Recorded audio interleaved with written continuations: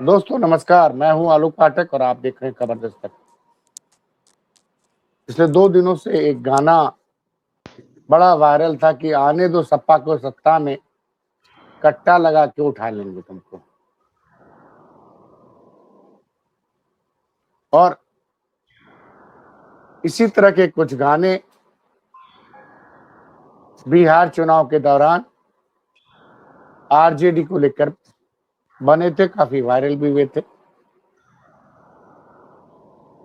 और उसका नुकसान उठाना पड़ा था आरजेडी को, जबकि वो गाना किसी आरजेडी समर्थक ने नहीं बनाया था, नहीं गाया था। बाद में पता चला कि वो दूसरी पार्टी के समर्थकों ने बना के उसको वायरल कर दिया था। अब ये जो गाना अखिलेश यादव लगातार नजर बनाए हुए हैं, वो इस तरह का गाना आता है, उन्होंने पहले से कर रखा है कि अगर कोई गाना रंगदारी का बना के सपा को बदनाम करने की कोशिश की जाएगी तो आज उन्होंने प्रेस कॉन्फ्रेंस में चैलेंज किया कि हम इसके खिलाफ एफआईआर कराएंगे और गाना बना के अपलोड करने वाले की गिरफ्तारी देखते हैं सरकार करती या नहीं करती, और गिरफ्तारी अगर नहीं करेगी तो जनता समझ जाएगी कि सरकार चाहती है कि दुष्प्रचार करके सपा को बदनाम किया जा सके। अब चूंकि मामला इस लेवल तक आ गया है कि अखिलेश यादव हर तरह से सजग हैं कि जो गलती बिहार में आरजेडी और कांग्रेस ने की है या उनके खिलाफ सोशल मीडिया में जो दुष्प्रचार किया गया है, वो इस तरह की किसी चीज को लेकर बहुत सजग है।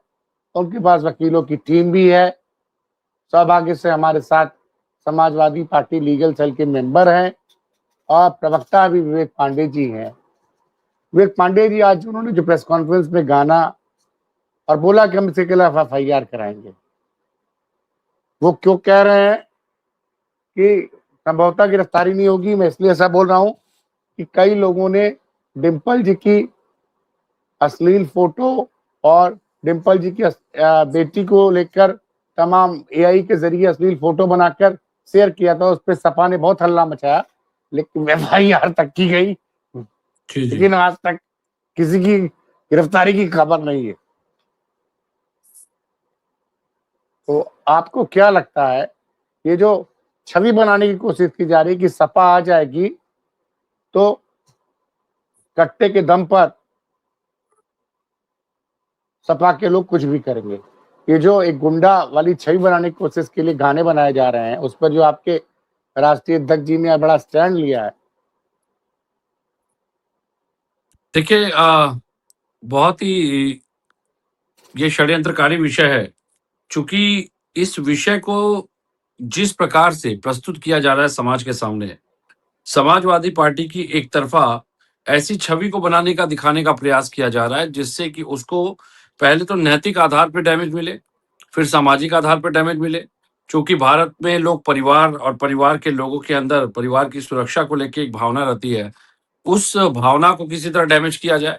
और जिस प्रकार से ये सिंगर, कोई पीयूष प्रेमी यादव मुझे लगता है इस सिंगर का नाम है, जिस प्रकार से मैं देख रहा था इनकी वॉल पे, ऐसा नहीं है कि ये किसी एक पार्टी विशेष या किसी पार्टी विशेष के प्रति समर्पित है। ये चूंकि शुद्ध व्यापारी टाइप का लग रहा है। और अब हाँ, ये है कि इस पूरे प्रकरण में एफआईआर करके जो गाना बना है, इस प्रकरण में एफआईआर करके इसकी सीडीआर की जांच होनी बहुत जरूरी है कि इस तरह के गाने अगर ये बना रहे हैं महोदय, तो ये किसके निर्देशन पे इस तरह के शब्दों का चयन, इस तरह के वाक्यों का चयन और इस तरह की भूमिका का चयन जो ये कर रहे हैं समाजवादी पार्टी विशेष को लेके। पहली बात तो आपको एक राजनीतिक दल को लेकर के इस तरह के गाने बनाने नहीं चाहिए, इस पर प्रतिबंध होना चाहिए। कोई भी राजनीतिक दल, चूंकि चुनाव आयोग की जो एक गाइडलाइन है, उसमें भी इन चीजों को प्रतिबंधित किया गया है।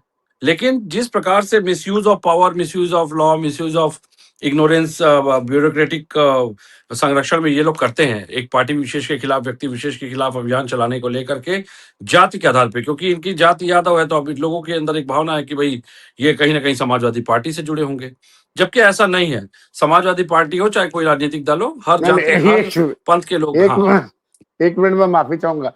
सोशल मीडिया पे विवेक जी आप तो खुद लायर हैं, हाई कोर्ट में प्रैक्टिस करते हैं, लखनऊ में भी प्रैक्टिस करते हैं, मुंबई में भी प्रैक्टिस करते हैं आप। जी जी जी। सोशल मीडिया पे कोई भी आदमी किसी के नाम से फर्जी प्रोफाइल बना सकता है? बिल्कुल नहीं बना सकता है, बिल्कुल भी नहीं बना सकता है। इस पे आप सीधे-सीधे मानहानि का दावा कर सकते हैं, क्रिमिनल कॉन्स्पिरेसी का केस फाइल कर सकते हैं, उसके अगेंस्ट में एफआईआर करा सकते हैं। सामाजिक छवि को दूषित करने की एफआईआर हो अब सकती है, बिल्कुल हो सकती है। मैं पीयूष पांडे हूँ कि पीयूष यादव, कोई आधार का बायोमेट्रिक तो लिया नहीं कि नहीं, फेसबुक पेज बिल्कुल बनाने नहीं में। है, बिल्कुल नहीं, बिल्कुल नहीं, ये तो जाँच का विषय है, बिल्कुल जायज़ बात है। तो हो सकता है यादव नाम दे दिया गया हो, क्योंकि मैं बिल्कुल हो जानता सकता है। हूँ। बिल्कुल याद है मुझे अभी देखिए वर्तमान में एक प्रकरण आया था शंकराचार्य भगवान के खिलाफ, जिस प्रकार से मुक्तेश्वरानंद जी के खिलाफ एफआईआर कराने वाला पांडे और उसके पिता के नाम के आगे सिंह लिखा हुआ था। तो ये तो सत्य है कि ये जांच का विषय है, क्योंकि फर्जी आईडी बना करके, फेक आईडी बना करके कोई किसी भी नाम से अकाउंट संचालित कर रहा है। अभी पूर्व में भी समाजवादी पार्टी ने और हमारे प्रदेश अध्यक्ष जी ने बाकायदा इस पर टिप्पणी की है, मीडिया में भी बाइट दी है और बाकायदा उस पर कार्रवाई प्रचलन में है कि उनके नाम से कई फर्जी प्रोफाइल बन करके ट्विटर हैंडल पे संचालित अरे की जा रही हैं। ये सोचिए कि जो माननीय सांसद हमारी हैं बहन डिम्पल जी, जी, उनके उनका और डिम्पल जी की बेटी, पूर्व मुख्यमंत्री की बेटी, सांसद जी की जी, बेटी जी, के खिलाफ जी, तमाम एडिटेड फोटो एआई के जरिए जी, डाली गई नोएडा में इस पे इंस्टाग्राम एफआईआर पे, भी करवाई गई है। जी, जी, जी, लेकिन नोएडा आज पे तक एफआईआर गिरफ्तारी को खबर आई। देखिए, वास्तविकता ये है कि भाजपा पूरी तरह से षड्यंत्रकारी नीतियों को अपना चुकी है। भाजपा जिस तरह से चुनाव प्रचार-प्रसार और उसके साथ इस तरह के षड्यंत्र छवि धूमिल करने के लिए इस तरह के ₹2 के ट्वीटियापे करने वाले या तो यूट्यूबर्स को पकड़ करके जिस प्रकार से मीडिया सेल के माध्यम से इस तरह की षड्यंत्रकारी नीतियों को संचालित करती है, और ये भाजपा इसलिए मैं कह रहा हूँ क्योंकि अगर एफआईआर होने के बाद भी ऐसे लोगों को कार्रवाई इन लोगों पे नहीं की जा रही है, तो ये कहीं न कहीं सरकारी संरक्षण और सत्ता के संरक्षण से प्रेरित लोग हैं। जिनको कि कृपा पात्र बना करके केवल और केवल एक विशेष समाजवादी पार्टी की और उनके मुखिया की, उनके परिवार के लोगों की और पूरे जो मुख्य नेतृत्व है, उनकी छवि को धूमिल करने का एक एजेंडा और टूल किट चलाई जा रही है। ये बिल्कुल इस बात से उद्देशित लग रहा है। योगी जी एक तरफ तो दावे करते हैं कि ज़ीरो टॉलरेंस है, सुशासन है, कानून व्यवस्था एकदम उत्तम है, अपराधी छोड़ के भाग चुके हैं। तो ये साइबर क्राइम जो हो रहा है, साइबर क्राइम की जो वाहवाही लूटी जा रही है रोकने की, साइबर अपराधों को, इसमें योगी जी क्यों फेल हो रहे हैं भई? बस इसलिए कि वो कहीं विपक्ष के परिवार के लोग हैं, विपक्ष के नेता के परिवार के लोग हैं, विपक्षी दल के परिवार के लोग हैं। तो ये तो बहुत ही दुर्लभ स्थिति है। योगी जी की दोहरे चरित्र को, दोहरे रवैये को दिखाती है, प्रदर्शित करती है। देखिए देखिए विवेक जी, आप योगी जी की लाख आलोचना कर लीजिए, मैं उनकी लेकिन आलोचना नहीं सच कर रहा ये, हूँ सर, उनके नहीं नहीं, कार्यप्रणाली की आलोचना कर मेरे रहा हूँ। सवाल सुन लीजिए। जी, जब आपकी सरकार थी तो 46 में 56 यादव एसडीएम का आरोप लगा। ये खबर एक बड़े मीडिया हाउस द्वारा चलाई गई। दुर्भाग्य या सौभाग्य से उस मीडिया हाउस का मैं एक वरिष्ठ सदस्य था जी, और लोगों ने ये माना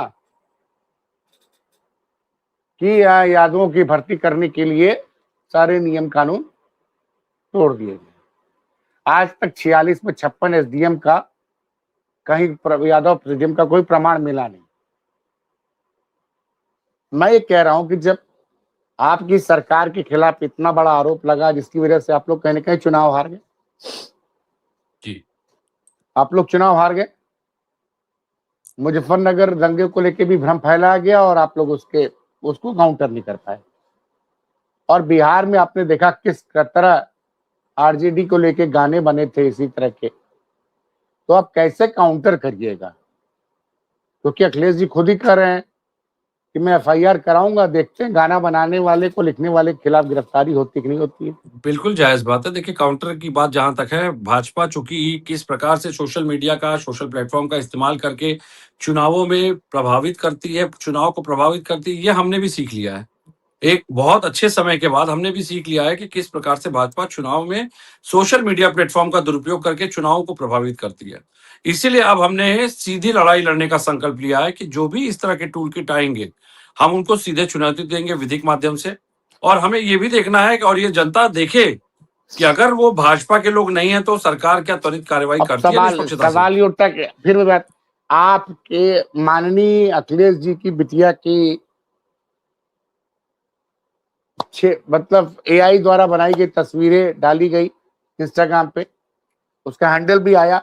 आपके नेता मान सिंह यादव ने एफआईआर भी करा दिया। एफआईआर भी हो खबर आई जी। है, खबर आई अभी तक किसी की गिरफ्तारी की? बिल्कुल नहीं आई है और सर, और मुझे हाँ, लेकिन और यही उल्टा अगर योगी जी के खिलाफ या भाजपा के किसी मंत्री के खिलाफ कोई आदमी कुछ बोल दे, कुछ लिख दे, तो रात को 12 बजे उसके घर पुलिस पहुंच जाएगी।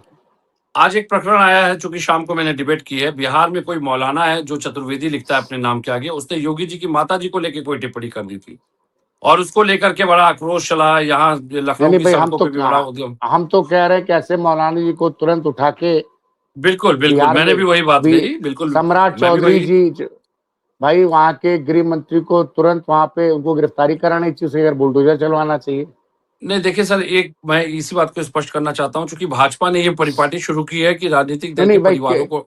भाई हमारी भाई योगी जी की माँ हमारी माँ है। आप हमारी माँ के खिलाफ कैसे कुछ बोल सकते हैं? मेरा कहना है लेकिन किसी राजनीतिक दल के किसी कार्यकर्ता ले, की माँ हो। लेकिन इसी भाजपा के एक प्रवक्ता ने टीवी डिबेट के दौरान, संभवतः प्रेम शुक्ला थे, उन्होंने हमारे हाँ, मुझे मित्र याद है। कांग्रेस मुझे के याद है, मुझे प्रवक्ता, याद है, हमारे बहुत सुरेंद्र पुराने मित्र हैं, सुरेंद्र राजपूत, जब से मैं लखनऊ में आया जी। हूँ तब से मेरे मित्र हैं, 21 साल 20 साल पुराने मित्र हैं। मैंने सुना है, उस उनको वक्तव्य को भी मैंने सुना है। अब तो क्या प्रेम शुक्ला को भारतीय जनता पार्टी ने अपने पैनल से हटा दिया? बिल्कुल नहीं हटाएगी सर। भारतीय जनता पार्टी इस तरह के चरित्र से कमजोर और चरित्र को नैतिक पतन की दिशा में चलने वाले लोगों को बड़ा पसंद करती है। आप तो एक प्रवक्ता की बात कर रहे हैं। अभी कुछ दिन पहले आदरणीय योगी जी ने देखे ना, माता प्रसाद जी की धर्मपत्नी अर्धांगिनी जी के लिए किस तरह के शब्दों का प्रयोग सदन में किया। और भाजपा के अब कुछ लोग जिस तरह से ठहाके लगा रहे थे, वो बड़ा ही अचंभित करने वाला दृश्य था कि मतलब किसी की विवाहिता के प्रति इस तरह के, वो भी बुजुर्ग विवाहिता के प्रति, इस तरह के अब घटिया शब्दों का प्रयोग। तो ये भाई प्रचलन है भाजपा में, जो जितने गलत शब्दों का प्रयोग करता है महिलाओं के प्रति, उसको उतना अच्छा पद दे दिया जाता है। अब देखिए ना, जिस तरह के शब्दों का इस्तेमाल पहली बार नहीं हुआ डिम्पल जी के खिलाफ, और तमाम सपा की एक भाजपा की एक प्रवक्ता है, उन्होंने भी तमाम कुछ ट्वीट किया था, लेकिन अखिलेश जी ने एफआईआर नहीं कराई, कि चलो लड़की है माफ कर देते हैं क्योंकि वो ओबीसी समाज की, पीडीए समाज की है। बात लेकिन पीडीए समाज की नहीं है सर, बात नहीं यह है नहीं, कि मेरी बात भाजपा। सुनिए। जी। लेकिन नैतिक जिम्मेदारी भाजपा की बनती थी ना, कि आप उस प्रवक्ता को हटाएं। आपने उसको उठा के एक आयोग का मेंबर बना दिया। देखिए, इसमें दो बातें आपको स्पष्ट रूप से समझनी पड़ेगी, प्रदेश की जनता को और देश को भी समझना पड़ेगा कि जिन जिन लोगों ने महिलाओं पे कटाक्ष किए, जिन जिन लोगों ने महिलाओं के लिए अपशब्द कहे हैं, राजनीतिक मर्यादा को लांघ करके, उन लोगों को भाजपा ने हमेशा प्रमोशन देने का कार्य किया है। भाजपा के अगर राजनेताओं का इतिहास देखिए, तो भाजपा के राजनेताओं का इतिहास महिला अपराधों से भरा पड़ा है। लेकिन सबसे बड़ी अचंभित करने वाली बात यह है कि विपक्ष की बात जब आती है, तो मुझे लगता है जीरो टॉलरेंस में जीरो दिखाई देता है, टॉलरेंस गायब हो जाता है। और सबसे बड़ी बात है कि हम समाजवादी पार्टी के लोगों का देखिए एक राजनीतिक इतिहास रहा है कि हम कभी भी किसी भी राजनीतिक परिवार के लोग हों, चाहे सामाजिक लोग हों, हम किसी के परिवार को टारगेट नहीं करते, उनके ऊपर अमर्यादित टिप्पणी, अश्लील टिप्पणियों से बचते हैं। ये राजनीतिक लकीर, शिष्टाचार की हमने एक मर्यादा को बनाए रखा है सालों साल से। और जिस प्रकार से इस लकीर को भाजपा ने लांघ करके एक नई परंपरा को शुरू किया है, मुझे लगता है कि आज ये योगी जी को समझना चाहिए कि उनकी माता जी पे जब वो टिप्पणी की गई, तो बिहार सरकार ने कोई कार्रवाई नहीं की है। बिहार सरकार ने ना कोई अरेस्टिंग की, ना कोई कार्रवाई की है। तो ये तो मुझे लगता है कहीं गीता में भी श्लोक इसका उद्धृत है कि भाई कर्म का प्रतिफल आपको यहीं भोगना पड़ता है। आपने माता प्रसाद जी के धर्म विवाहिता के प्रति आपने इस तरह के शब्दों से उनका अट्टहास किया था, और देखिए आज क्या हुआ। चूंकि ये बहुत ही निंदनीय है, मैं इसका समर्थक कभी नहीं रहा हूं। माता किसी की हो, चाहे वो एक कार्यकर्ता ही सामान्य क्यों ना हो, किसी के माँ परिवार और परिवार के लोगों पे अभद्र टिप्पणी नहीं करनी चाहिए, क्योंकि वो व्यक्तिगत विषय हो जाता है, वहां राजनीति समाप्त हो जाती है। और व्यक्तिगत आधार पे अपने परिवार की रक्षा के लिए व्यक्ति कोई भी कार्य कर सकता है, कोई भी कदम उठा सकता है, विधिक कार्य कर सकता है, वो कोर्ट जा सकता है, एफआईआर करा सकता है, तमाम रास्ते उसके पास होते हैं। देखिए, आप लोग के खिलाफ एजेंडा तो चालू हो गया है।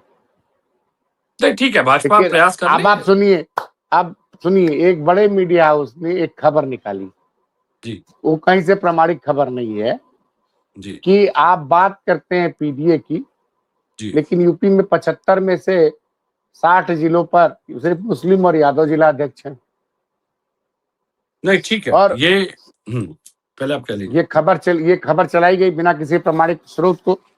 आज जी आपके अध्यक्ष जी ने प्रेस कॉन्फ्रेंस में बोला कि पहले वो दैनिक भास्कर बताया कि उसके यहाँ पीडीए समाज के कितने लोग कार्यरत था। तो ये एजेंडा तो आपके खिलाफ चलेगा साहब। देखिए, आपको कैसे काउंटर करना, क्या आपने तैयारी कर रखी है, ये ठीक है कि 2024 का चुनाव आप जीते थे, लेकिन 2026 में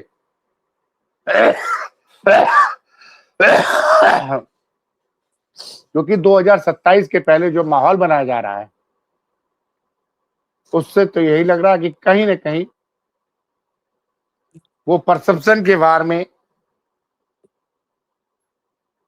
आपके खिलाफ माहौल बनाने में का पूरा प्रयास करेंगे। आप लोग इसको कैसे काउंटर करेंगे?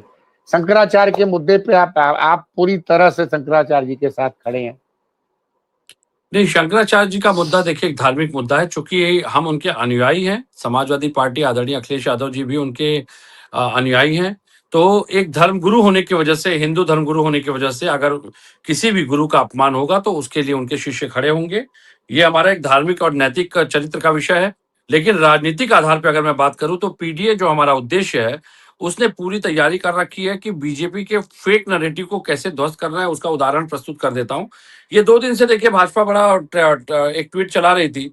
एक फ्लाइट को जिस तरीके से 2 तरफ से लड़ाकू विमान कवर अप करके ले चल रहे थे, ये दिखाने का प्रयास था कि इज़राइल ये वहां से, ईरान से देखिए ये फ्लाइट निकली है और भारत का इतना दबदबा है विश्व गुरु का कि इस प्रकार से देखिए उस फ्लाइट को सिक्योर करके लाया जा रहा है। ये नैरेटिव चल रहा था, मीडिया बीजेपी आईटी सेल ने चलाया। लेकिन इसकी सत्यता मैं आपके मंच पे आपके दर्शकों के सामने रख देता हूं। ये वास्तव में वो वीडियो है, इसमें जो बता रहे थे कि इजराइल से फंसे लोगों को लाया जा रहा है, ये वास्तव में वो है। ये नेदरलैंड का एक जहाज था और इसमें नेदरलैंड के खिलाड़ियों के सम्मान में लड़ाकू विमान एस्कॉर्ट कर रहा था। ये 23 फरवरी की ही वीडियो है। इसको भाजपा ने चला दिया कि ये इजराइल में फंसे भारतीयों को वापस लाया जा रहा है एस्कॉर्ट करके। ये देखिए, ईरान इजराइल की सवाल लड़ाई में। सवाल तो ये है इस तरह के fake videos, fake narrative Bhajpa IT cell चलाएगी, देखिए, लेकिन हम लोग मेरी सजग बात हैं। सुनिए। जी, आपके पास इतने संसाधन है,